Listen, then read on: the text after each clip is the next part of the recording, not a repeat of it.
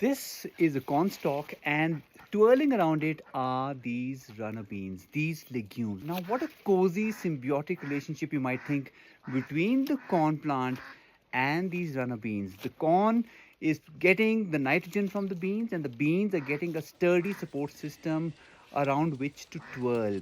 This, however, is one of the most prevalent gardening myths, that all that you need to do to fix nitrogen in your soil is to plant some legumes.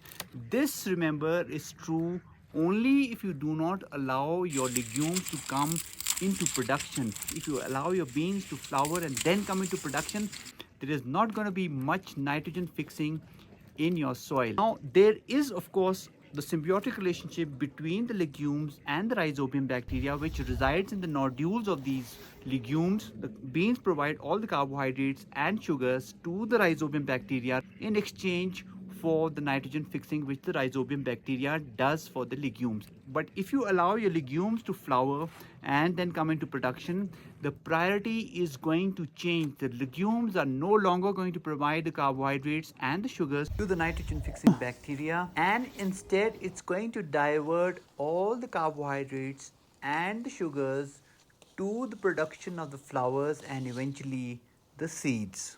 And the symbiotic relationship is going to snap. There's going to be no symbiotic relationship whatsoever. The Rhizobium bacteria not receiving the carbohydrates and the sugars are not going to be present in the nodules of the legumes anymore, and the nitrogen fixing is going to cease. If you're planting legumes like these beans to fix nitrogen in your soil, you have to treat these legumes as sacrificial plants.